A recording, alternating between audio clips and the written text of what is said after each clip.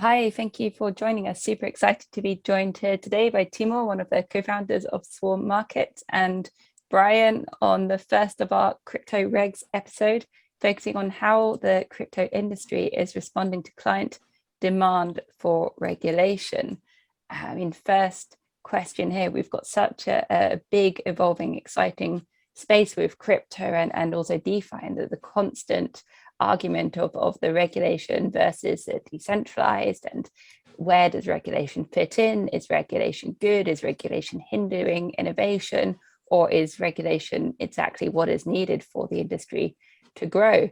Timo, I'm gonna jump to you. First of all, why regulate? What does regulation enable you to do at Swarm Markets? And obviously you're in a unique position at Swarm with having a decentralized company, but that's also regulated. Yeah, so yeah, I mean, it is. We think it's like a world's first, right? Because we haven't seen another platform that's using DeFi architecture under a regulated license. In our case, that's in Germany under BaFin. And well, I mean, it does allow us to do a lot of things that we couldn't do as an unregulated entity.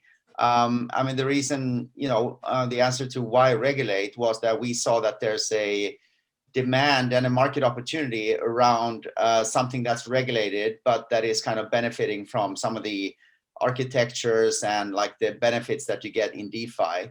So, I mean, we saw it as from an opportunistic point of view that, if we do this in this particular way, we'll be able to attract other kinds of capital, and maybe even more importantly, we'll be able to kind of use our DeFi AMM for other types of assets that you couldn't use on, let's say, something like a Uniswap. So very recently, like in the last few months even, we've seen that, the unregulated DeFi platforms have started kind of delisting or removing some of the synthetic securities instruments from their platforms. And, obviously that's kind of an indication that somebody's been talking to them about whether that's allowed or not under the unregulated regime, where in our case, we're like, fully and aggressively onboarding those kinds of assets because we know that we can trade them on our venue. And that's like one of the very tangible benefits of having a regulated DeFi platform versus an unregulated DeFi platform. So that's like the asset side is very kind of obvious to us. And then the other thing is like, there's a lot of capital sitting on the sidelines that is not engaging in DeFi today because they can't get like, those types of investments or capital allocations through their compliance team, because they don't basically meet the requirements that they have for deploying capital. Have you seen any disadvantages to being regulated, Timo? Yeah, I mean, the first thing is that, well, I mean, it is somewhat of a painful process to acquire a license and operate under a and expensive. Yeah, exactly. So there's costs, there's complexity. There's, let's say, I mean, for example, even with onboarding, it's not that it's any different from, let's say, to onboard from a user point of view with a platform such as FTX or something like that, because you have to do KYC on FTX as well if you want to do something, let's say, trading at a meaningful level, right? So that KYC is quite similar. But like in the end, if you compare it to like a Uniswap where you have like no qualification requirement, then it does add like one layer of friction. So that's like also like from a user point of view, once you kind of, switch between the platforms, then, you do have to go through a KYC process with us. And that's the obvious kind of difference from a user point of view. Sure, thanks. And Brian, over to you. You're coming obviously from a legal standpoint. Yes, what do you see as being the sort of the pros and cons of regulation versus not being regulated? And have you seen where regulation has brought other tangible benefits to companies or the opposite? Right. So I'll take this from a mixed sort of angle point of approach.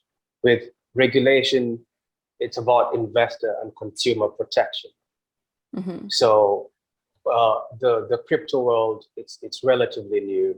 Blockchain has been here since 2008 under Bitcoin, and basically it's hard to understand what's happening in terms of regulation, because there's ongoing tensions between regulators from all over the world as to what the shape and form of regulation should be. So there is no one solution to blockchain, to regulation, because it varies from country to country. And you have to look at it again from countries that are compliant with the financial asset action task force, the FATF countries, and see what's required of them as member states, and what their local laws also demand of them. So it's varying. And if you look at different jurisdictions, let's say the UK and the US, you'll see that the discussion has been about the gaps presented by regulation. So I'll take a legal approach to this and say it depends. So we're at a point where innovation is ahead, is always ahead, and the legal guys, they're always a foot behind. So we have to make sure that the technology, blockchain, DeFi, is blended in such a way that the ecosystem is stabilized, is stable, and is safe for everybody. And this is where, as a academic and a practitioner who looks into regulation, I look at it from the lenses of Lawrence Lessig, who talks about 4 modalities of regulation, which can be independent, which can act independently or jointly. So there is the legal aspect of regulation. There's the social norm aspect of regulation. There's the market norm of regulation, and there's the architecture norm of regulation. So I take the view that regulators right now are taking the hard stance, legal and social norms of regulation, because it's a machine gun approach. They're not trying to understand what's happening. And we need to understand how Bitcoin came into being. It was a sort of freedom of expression of freedom from people who wanted back control after the 2008 financial crisis. So this is how decentralized money, crypto assets came into being. So we should never forget that's how it came about. So it wasn't for them, the cyber funds, it wasn't about being regulated. It was about freedom and expression. So it really takes it depends sort of approach. I mean, that brings us to a point which you're sort of looking at, or you are addressing at Swarm Markets, Timo. How can one get regulated and achieve regulation whilst pursuing and keeping the core principles of DeFi, which is exactly what you've been looking at doing? Have you seen any crosses, is there, in terms of I don't know if it disparities of interest? Well, yeah, I mean, there is that tension, right? Because like on one hand, you have a market that's grown very rapidly. And like Brian was saying, there's like a lot of innovation that's been happening in the space, you know, whether you look at like even Bitcoin from the origin or just kind of what happened in the last 15 months, I would say 15, 18 months at a meaningful economic level in DeFi, where, you know, we went from like very kind of minuscule amounts of capital locked into DeFi platform, where now it's like, you know, surpassed like $100 billion. So that was a pretty rapid growth. And so I think, you know, when we look at like coming from that environment as a let's say established player and kind of trying to address regulation from that point of view is actually, that's quite complicated, because they've built the whole model on something that's unregulated. And now you'd have to like backpedal that into something that's somehow compliant. And one way of doing that is obviously to start by removing any of the assets that are obviously classified as securities, because that becomes problematic very quickly when you're involved in trading activities such as swaps. So for us, you know, we have the benefit of having like designed this from the ground up using DeFi architecture, you know, kind of retaining core principles that we think are important, which are self-custody. I just kind of love the ability to be able to hold my own assets whenever I use, let's say, whether it's Swarm Markets or Uniswap, I really like the fact that I'm in control of my own assets. I don't have to transfer them to some third party that I'd have to trust. So that's super important to me. Then there's the transparency, basically on a transactional level, so I can always go and look at what happened from a transactional point of view. I think that's really important, both from a kind of a investor or user protection point of view, but also from a regulator point of view, because they can, like a regulator can also go and look at the blockchain to see what happened, right? So I think that provides a level of transparency, which is quite beneficial for all.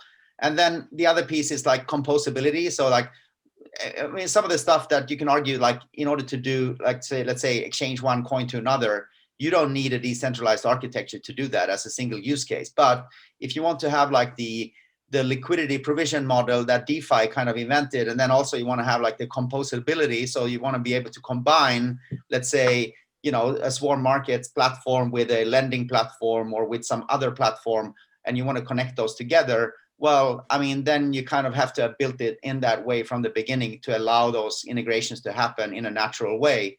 And because all the other DeFi platforms are pretty much self-custody as well, you kind of have to build it on that architecture from the beginning for that to work. And so one of the ways that we built in like the whole KYC and permission layer, we've implemented as an NFT on Swarm Markets. So if you have a wallet in MetaMask that has our NFT in it, you're allowed to do certain activities across our DeFi platforms. And so that can then propagate across to other platforms as well, as long as they implement the same architecture and they adhere by the same KYC standards. Yeah. Right. Erica, if I could just quickly piggyback on that. Sure. The problem with DeFi is this. You have, we call them maxis, the maximalists. And then you have neutral people, and then you have the minimalists. So with the maxis, DeFi to them is foolproof. But then again, the facts are contrary to what they said the maxis are suggesting. Because if you look at the number of hacks that we've had between August and today, it's been crazy. Look at what happened to Poly Network. Look at what happened to the Compound Protocol last week. Actually, twice last week. There was bug errors in the Compound Protocol. So the smart contracts are not foolproof, you see, and maxis have this maxim that code is law, but it cannot be. How do you reconcile the actual legal frameworks of the land with what they tend to what we call lex cryptographia, the smart code and the smart contracts and whatever. It really can't. So we can't just look at DeFi and say, yes, it's okay, it can continue. People are losing money. The contracts are sending money to people out of a whim. So we really have to look at how safe are investors, how safe are the consumers. And if you look at the FATF, the FCA UK report around, I think, July 2021, you find the new CEO, Mr. Ratti, say most of the people in England are doing DeFi transactions and crypto transactions because of fear of missing out. So is the consumer highly, is he informed? Is he conducting his own research? These are some of the conundrums that we're facing in DeFi and crypto transactions. So we have to look at it. We just can't assume that this thing is foolproof and let it be. It's a wild west out there. I mean, it's definitely a valid point that what is needed is some degree of penetration testing. I think in all protocols and in all of the exchange, I mean, there's been so many cases of exchanges or ICOs or whatever in the crypto space where, you know, they accidentally, in inverted commas, coded in a flaw which leaked out funds. And I think, Timo, your point about self-custody is so important and cannot be understated. We've seen some huge crypto exchanges either get hacked or exit scam or be found out to have been scams from the start. And we're not just talking some of the smaller independent decentralized exchanges. We're talking billions of dollars sometimes, where people have trusted exchanges or trusted wallets, trusted platforms, and then their funds are just stolen from in front of them. So that's a really important point, and really can't be understated at all. Yeah, and I think, you know, that we're looking at that from like a multiple layers approach. So that it's like, one thing is obviously kind of trying to maximize the quality or security of the smart contracts, which is one layer. But the other layer is that all participants on our network are identified as well. So there's like less incentive for somebody to be on our network to do nefarious activity, because you have to identify yourself before you can do anything. And then the third piece is that all of the assets that are on Swarm markets are wrapped, such that, you know, basically there's a technology architecture which only allows like basically assets to be transferred between onboarded users. So like you can't just kind of, you know, take an asset and then like, you know, push it out on any, like to any ERC20 wallet if it's a regulated, what we have classified as a regulated assets under, you know, under our platform. So it's like, so there's multiple layers of security that we've introduced that kind of, well, I guess disincentivizes a hacker to be targeting something that's a licensed platform, because there's so many layers of like things that you have to go through that have really no value to a hacker, but it has a lot of value to somebody who has their funds on you know, on our DeFi platform. So I think that's, I mean, it does make a difference end of the day. And then there's also like the whole rug pull thing is just like, it's been massive this year, right? I mean, it's so just big. Not okay to have an anonymous platform there where, you know, all of a sudden, you know, majority of the assets just disappear somehow. And it's like, how is that acceptable? Like, I mean, for people that invest, like, you know, whether it's a small amount or a large amount, and for institutions, it's a complete no-go, right? There's like no way they're going to allocate capital to any platform like that. And even with like well-recognized and respected platforms, let's say such as Aave, they still require to know where the money came from on the other side. So it becomes this kind of situation where even if you trust the platform operator itself, you have to know who you're dealing with in a peer-to-peer model on the other side, and that those participants have been qualified. And if you don't, it kind of excludes a lot of participation on these platforms. So that's where we see a big opportunity. And that's why we're building. We're not saying that this is like the only solution. We think there's going to be a lot of unlicensed, obviously, DeFi out there, but it's just that like there's a big opportunity to have a licensed one as well. Yeah, totally. Just drawing to the last couple of minutes. Thank you, Timo. Just the one last question, if we can get a super quick thought from both of you on this. We've seen some of the biggest crypto companies and exchanges, we don't need to name names, that have gone about either with no regulation or sort of notoriously trying to do as little as possible to get by, that are now either being questioned by the regulators or are starting to look at regulation. How do you see some of the unregulated sort of Goliaths, the unregulated sort of larger companies operating in the crypto space, looking to adapt to regulation? Have you any thoughts on that, Timo?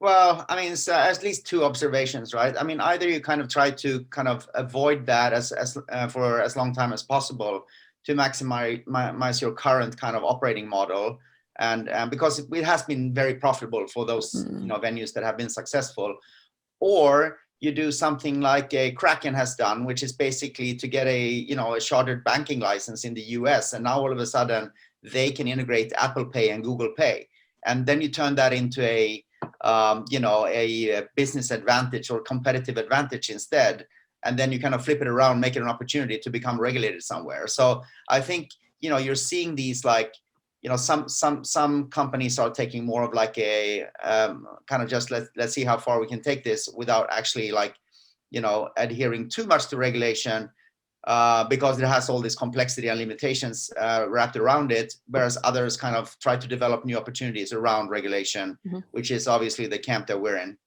Cool. And yeah, Brian? and I would add on to that. So companies and let's say institutions as a whole are taking advantage of this gap in the space because the law is behind. Does it stop the techies from innovating? I've attended webinars and seminars, and the techies are like, we won't stop what we're doing, waiting for the law to catch up. So it's time for lawyers to start thinking like techies, and again, looking at the LESIG models, modalities. How do we make everything work in synchronization to the other? So that's what it is. And for consumers, they need to do their own research, because you just can't go and do transactions on a whim. If you lose your wallet key, you lose that. There's this man in England who's been looking for his wallet key through trash, I think, for the past many number of years. So we need to find ways to go behind the code, and we need human input at some point to help bring sanity to the system. Otherwise, when it's fully decentralized, there's literally no way to regulate a fully decentralized system. So there has to be some concessions so that there's a balance and a safe space to conduct such transactions and to move forward, because this is the future. There's lots of trading, which means there's traction. People are getting more involved in this. So regulators can't just keep saying, crypto allows for financial crimes or terrorist finance. These things have been there before crypto. So crypto came and probably advanced it, or maybe reduces it, because some of these platforms, if you use technologies like CipherTrace or chain analysis, they go and see they can analyze and see what's happening. So we need to embrace the modern age and have modern solutions instead of just slamming it all down and saying, crypto is bad or crypto is good.